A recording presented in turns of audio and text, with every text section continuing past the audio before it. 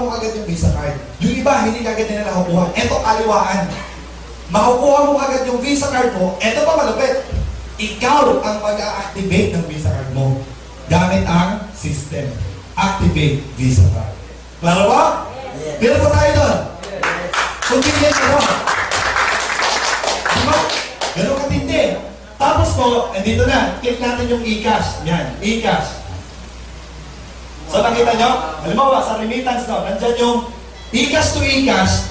Di ba? Ito yung e-cash. Ibig sabihin po yan, member to member. Meron pa rin ito tayo mga partner dito, e-cash to smart money. O, i-click natin yung e-cash to smart money.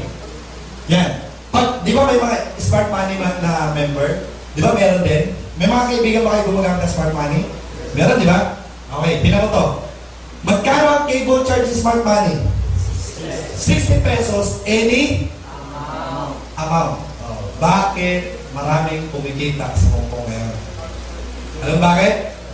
Kasi ginagawa nilang negosyo. Ang cable charge doon, yung pare-pero kasi doon, 25 Hong Kong dollars. Sisingilin pa rin nila ng 25 Hong Kong dollars. Tama? Kaya ito malupit. Magkano lang ang siningil nila ni Smart Money? 60 pesos lang. Ay, yung 25, magkano yun? Times 5 mo yun. 100 plus yun. Nakuha niyo po, magkano ang tubo nila? Tama, kaya ginagawa nila, naumutang pa sa bangko, ang ginagawa nila, niload nila sa e-cash nila, tapos ginagawang negosyo ng pera. Money begets money. Di ba sarap ng negosyo? Tama. Yun ang malapit mga kapatid. Hindi mo na kailangan bumili ng product, papatungan mo ng times 6, tapos ibibenta mo. Tama? Ito, yung pera mo, ikita na siya ng pera. Palakpan naman. Marami pa tayong choices, no? GCash, meron din. Okay? Tapos, e-cash to GCash remit. Pagkatapos, e-cash to may Visa card. Yan po yung sa card nyo. So, yung income mo, paano mo naman to kung kailangan mo ng pera? Gusto mong kumuha sa e-cash mo. Hindi ilalagay mo lang sa Visa card mo. Ililipat mo lang sa Visa card mo. Pagkalipat mo, withdraw mo na. O, diba? Ikaw na yung nasusunod. Okay? Tapos, e-cash to credit to bank. O, i-click natin yan. So pag tinig natin yan, lahat ng bangko, pipili ka na lang kung anong bangko na pagpapadalan mo. Lahat ng bangko, nandyan. Hindi ba dapat pinapapapapin? Grabe! Tapos, di ba dati ang bangko, meron silang bracket din? Di ba? 1,000 mo, 60, lalo pag ibang banks. Tama? Malapit sa atin. Si Manny Pascual na, si GPRS na didictate ng charges. Nakuha niyo po? Kasi siya yung pinakamura, okay, kailangan nila mag-adjust. So ngayon, maganda yung mga member natin, di ba, tayo mga user, at least kahit magpadala tayo sa ibang banks, no? Kahit nasa abroad ka, ito pa rin ang sisingilin sa'yo. Anywhere in the world na to, online to mga kapatid, hindi to nagbabago. Nakuha niyo po? Malalaman ba kung nasaan ka? Naka-online ka nga. Tama po ba? Murang-mura. Di ba? Ito ba? BPI, 170. Other banks, 160. Ayun ang nakalagay dito. Any amount. Grabe, ano? Ito malapit kay GPRS. Magpunta tayo kay GPRS. Remittance. E-cash to e-cash. Paano kung lahat member na? O, lahat ng kamag-anak mo member. Ikaw member. Lahat ng family mo member. Ang sarap magpadala ng pera. Bakit? Member to member, magkano lang? 25 pesos. Grabe! Gamit simple, registration code, ilalagay mo lang, ito yung registration code, F58, blah blah blah, ilalagay mo lang dito, transfer amount, password mo, submit. Alam mo malupit? Seconds lang, nandun na, real time.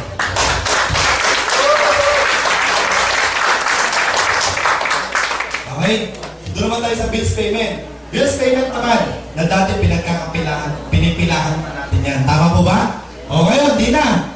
Nandyan ang halos lahat. No? From credit cards, ano pa? Mga memorial plans, okay?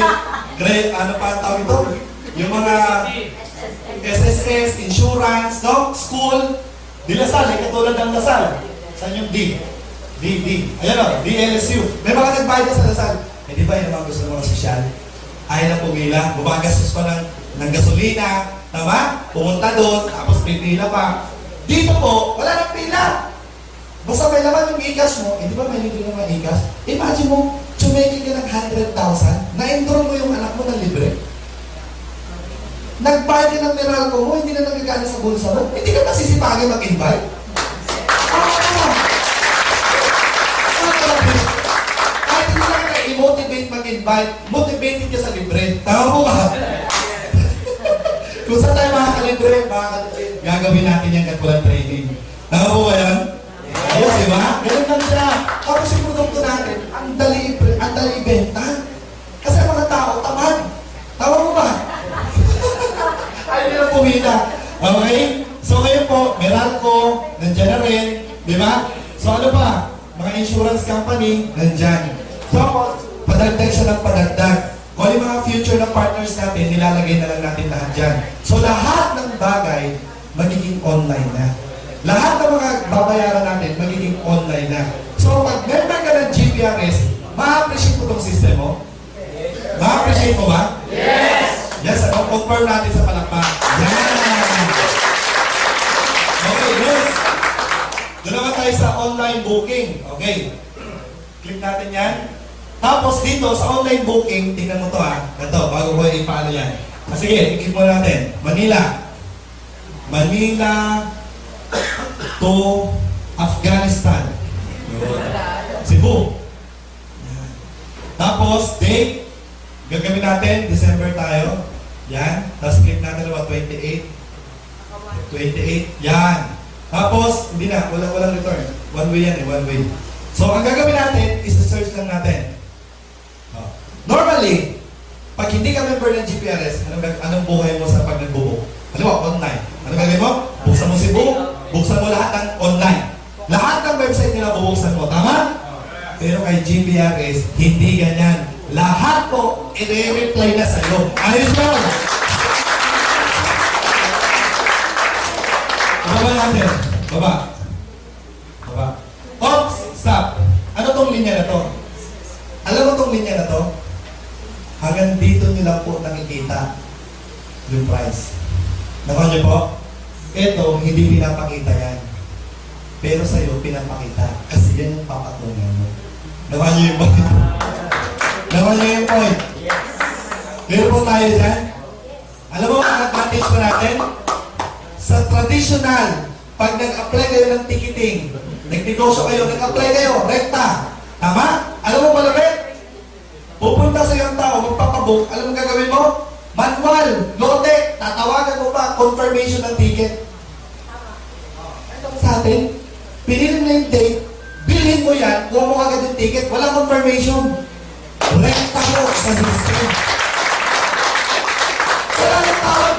Kaya minsan kung bumibili, nag-aantay ng matagal, pinag-soft drinks mo pa, pinag-ice tea mo pa. Bakit? Ang tagal ng confirmation, minsan busy ng telepono. Nakuha niyo po? Ang tanong ko sa inyo, ready na ba kayo na hindi na kayo pagkakitaan ng mga travel agency? Yes! Grabe, no? Yun lang naman eh. Tama? At pwede ba ito ibenta? Siyempre po, pag domestic, ang kita niyo po dyan, 150 to 300 pesos, yun po yung ipapatong nyo. Clear po tayo doon? Pag international naman ang binibenta nyo, 750 to 1,200. Yun lang ang kikitaan nyo. So, yan yung ticketing. Okay, taas. Yan. Tapos, ito naman yung online shop natin.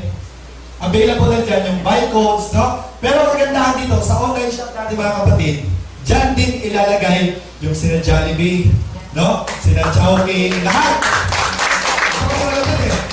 Pag order mo ng Jollibee, pag order ni Downline, ginuto, di ba may ano na sila, delivery na? Tapos online na rin sila, di ba, McDonald's. Pag click niya, McDonald's, ng order, piso siya apply. Ito ang malupit eh. Nagbabaliwan kami sa ibang bansa. Yung taga-ibang bansa, mga OFW din, tuntua sila, at nakaisin na sila ng idea. Anak, saan ka ngayon?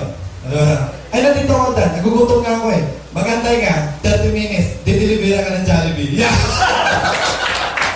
Ano ka yun? Tama? Lichas lechon. Di ba may delivery din sila? Anak, birthday mo? O sige, magantay ka. Mag-order lang ako ng lechon. Pa, dideliver yan sa'yo. Di ba? Grabe to. Kakaiba. niyo po? Ay, bahala kayo. Tapos, reports, no? Meron din tayo mga reports. Reports sa remittance, bills payment, ticket. Gusto niyo makita yung piso-piso? Yun! Yun! Ano na sa mga receipt? Ha? Patawag. Kasi aalis kayo dyan, may password yun. Bilis, yung record. Okay. So, ngayon, nakita nyo na siyempre, magiging iba ang buhay natin pag may ganito tayong sistema. Tama po ba? Yes! Huwag mo nang isipin yung networking, kapatid. Makakatulong ba ito sa inyo? Tama? Ang tanong, mura daw ba siya nabili? Yes! Diba? Kasi kung kayo magtatayo ng ganitong negosyo, ang daming ban ang hihingin sa inyo para makuha mo ng mga partners na to. Ganun po tayo doon. Imagine mo, sa halagang 7,998. Bro, alam mo na ba? Oo, yan. Ingat ka kay Ses, ha? Okay. So, mga kapatid, isipin mo to, ha? Isipin nyo to. Di ba? 7,998 lang yung... Ha? Yung sa akin, papayta ko yung piso-piso eh. Alam mo ba? Hindi. Ha? Alam ka, bubulong ko sa'yo. Ano yung password ko? Di mo alam? Kasi hindi ba yung mo eh?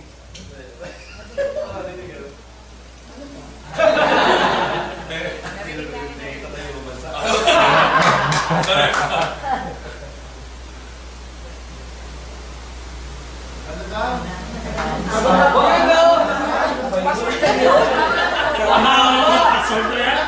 ABC to Z. Sin.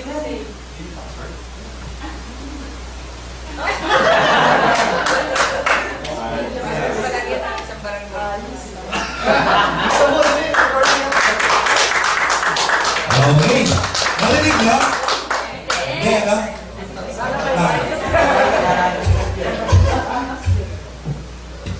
Dali.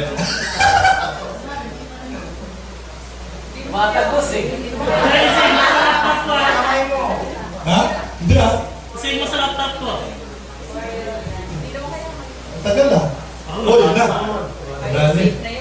Kailangan mo muna. Ah. Ano, kaysa gaganyan-ganyan ako. Sin talaga yan. Gusto kong ipakita sa inyo, kasi ang tanong dyan, running na ba yung piso-piso? Kasi tugod to bito eh. Nakuha niyo po? Yes. Pero ang totoo kasi yun, malupit yun. Tama po ba? Okay. So ngayon, Danny for you, pangalan ko. Swerte nyo naman, no? So, ikas tayo, ikas. Generate report. Ayan. Okay, so ready na kayo ha? Sino member dito? Member na? Alam niyo yung password nyo?